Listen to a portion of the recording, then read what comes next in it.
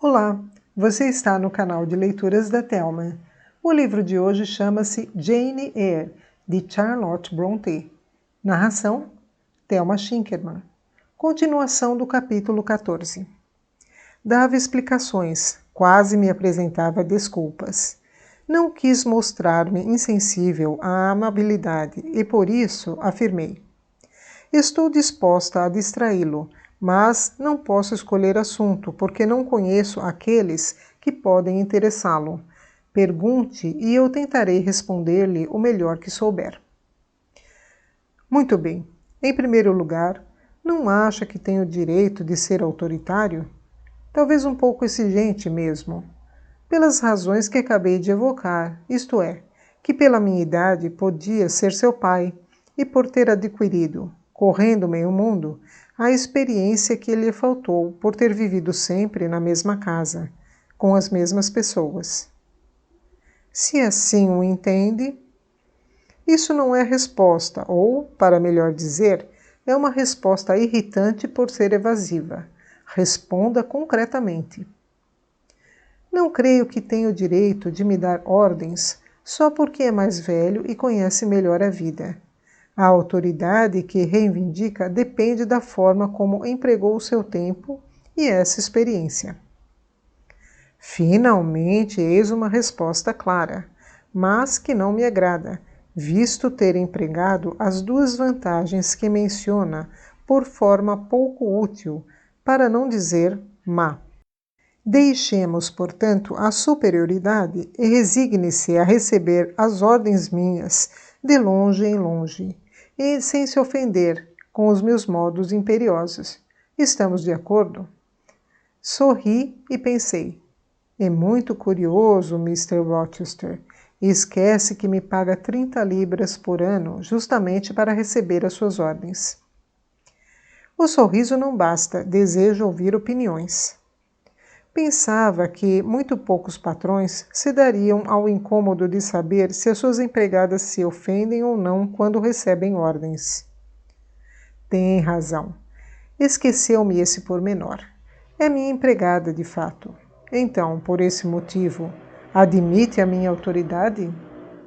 Não, não é bem isso, mas justamente por eu ter esquecido, Mr. Rochester, e preocupar-se em saber se aqueles que dependem de si se sentem felizes ou não com essa dependência. Por essa razão, admito. E não se ofende esquecer certas fórmulas convencionais?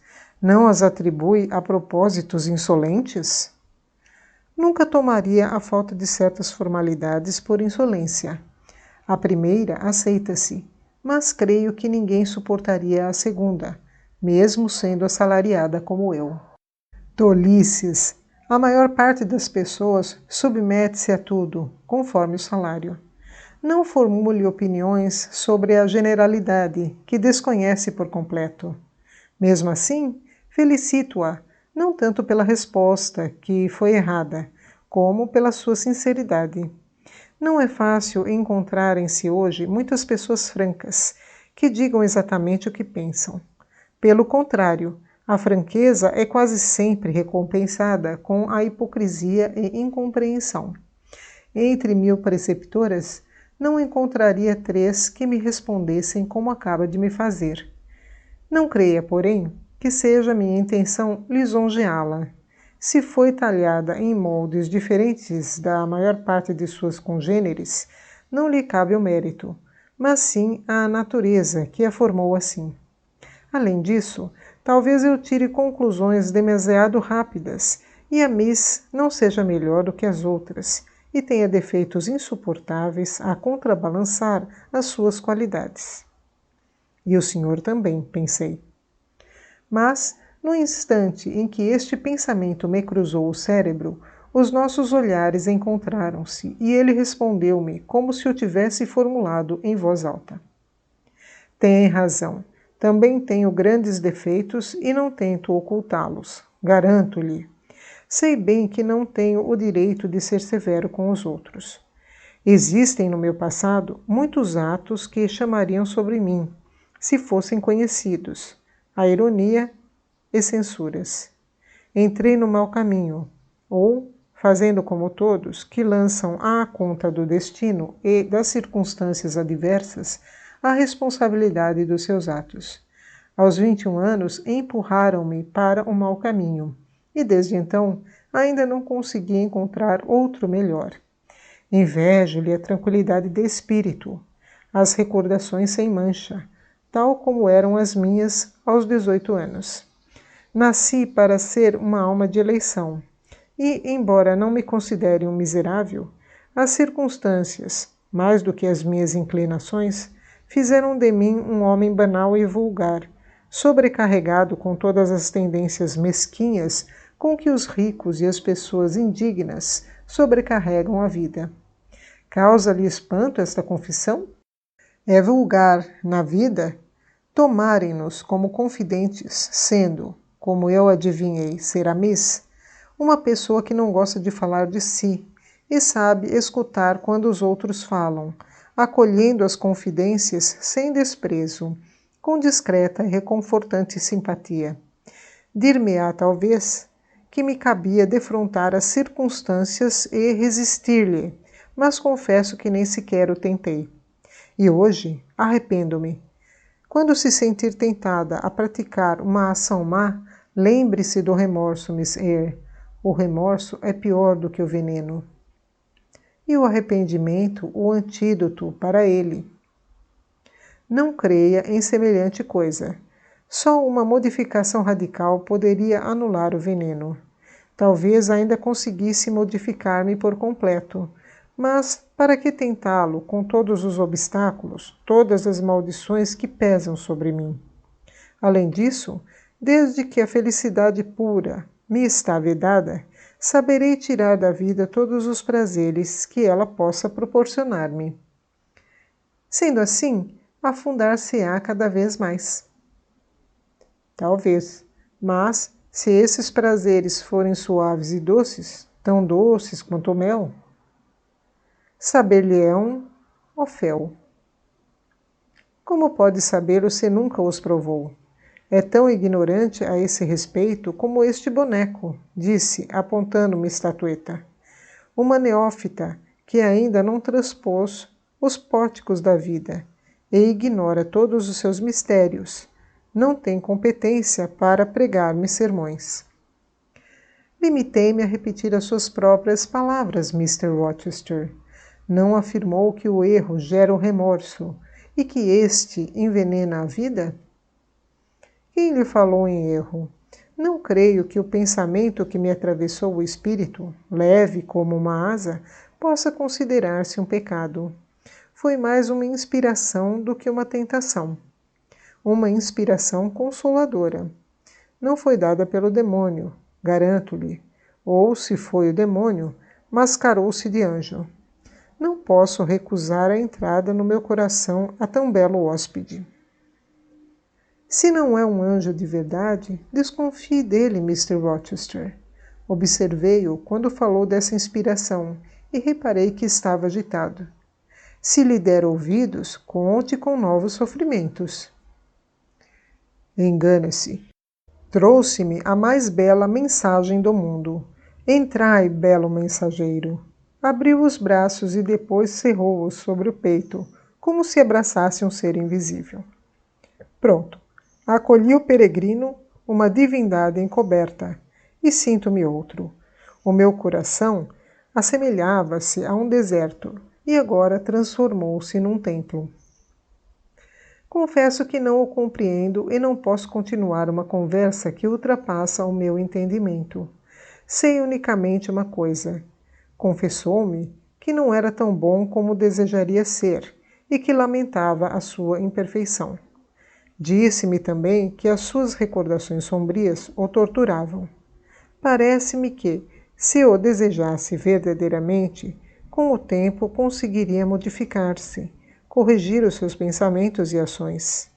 E, daqui a alguns anos, teria acumulado tão grande provisão de boas recordações que nunca mais pensaria nas outras.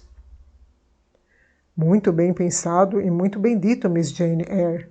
Neste momento, estou decidido a calcetar o caminho do inferno com boas intenções, que considero firmes como a rocha. Vou escolher novos amigos e novas ocupações. Melhores do que até aqui? Melhores sim, tanto quanto o ouro puro é melhor do que o chumbo. Duvida? Pois eu não duvido de mim, porque sei qual o móvel que me inspira. E nesse momento, garanto-lhe que tanto esse móvel como as minhas intenções são puras como ouro. É essa a sua opinião? Para coisas novas, impõe-me um novo critério. É uma máxima perigosa que se presta a abismos. Tem razão, sua sabichona. E perigosa, mas juro não abusar. Os homens são fracos e não devem arrogar-se poderes que só podem ser confiados, sem perigo, à perfeição divina. A que poderes se refere? O de classificar uma linha de conduta por ele criada e não sancionada, como boa e justa. Boa e justa. Não podia encontrar palavras mais exatas para a classificar. Queira Deus que assim seja, respondi, levantando-me, pois não me agradava prosseguir um diálogo tão difuso e incompreensível. Verificava que o caráter do meu patrão ultrapassava minha mentalidade e penetração, pelo menos naquela altura, e experimentava essa falta de firmeza que resulta de consciência da nossa ignorância. Onde vai? São horas de deitar à Adela. Ou tem medo porque lhe falo como a esfinge? O seu amor próprio receia o terreno escorregadio? Com efeito, debaixo desse prisma, tem razão. Não gosto de dizer disparates. Se os dissesse, seria com tanta seriedade que os tornaria por palavras sensatas. Não sabe rir? Não me responda. Vejo que raramente ri, mas quando o faz é com alegria. E tão austera como eu vicioso. Enferma da educação de Lowood, receia rir, falar à vontade, mover-se livremente, seja diante de quem for. Mas, com o tempo, tudo isso há de passar e passará a ser natural comigo, assim como eu não consigo tratá-la cerimoniosamente. O seu olhar, por vezes, dá-me a impressão de uma avesita estranha, prisioneira numa gaiola, cheia de vida, irrequieta, resoluta. Se lhe restituíssem a liberdade, voaria bem alto, acima das nuvens. Está decidida a deixar-me? São 9 horas. Que importa? Espere mais um bocadinho. De resto, a Adela não está disposta a deitar-se. Enquanto falava comigo, observei-a. Tenho as minhas razões para a considerar como estudo curioso. Razões que certamente algum dia lhe confiarei. E vi-a tirar da caixa um vestido cor-de-rosa e radiante, porque a garridice lhe corre nas veias com o sangue e a penetra até a medula dos ossos. Afirmar, vou vesti-lo já, quero ver como me fica. Depois saiu a correr e, por certo, foi ter com a Sophie. Vê-la aparecer dentro de alguns minutos como uma Céline Varenne em miniatura, quando aparecia no palco. A minha sensibilidade vai ser submetida a dura prova. Verá se me engano. No mesmo instante, ouvi os pesitos de Adela, correndo pelo corredor. E quando entrou, vinha tal como o tutor havia predito. Vestido de seda cor-de-rosa, muito curto e rodado. Uma grinalda de botões de rosa em torno da cabeça, sapatinhos e meias brancas. Estou bonita? Gritou ao entrar na sala. Gostam do meu vestido, dos sapatos e das meias? Tenez, je crois que je vais danser? E erguendo a pequenita saia com as pontas dos dedos, atravessou a sala em passo de dança, deu uma volta em pontas diante de Mr. Rochester e acabou por agradecer, pondo um joelho no chão. 1000 vezes obrigada pela sua bondade. Era assim que a mamã fazia, não é verdade? Concluiu, levantando-se. Exatamente. E assim me enfeitiçou e levou as minhas libras inglesas dos meus bolsos britânicos. Portei-me como um rapazinho ingênuo, Miss Eyre. Comparada com a minha, a sua candidez não é tão absoluta, tão primaveril. Mas a minha primavera fugiu, deixando-me nos braços esta florita francesa, da qual, confesso, gostaria de me libertar. Deixando de me interessar a raiz de onde ela nasceu, e tendo verificado que só poderá desenvolver-se num terreno adubado com ouro, principalmente quando a vejo assim tão artificial e fútil, se a conservo comigo e a educo, é simplesmente no intuito de resgatar pecados e pecadilhos com uma boa ação. Hei de contar-lhe tudo um dia. Boa noite.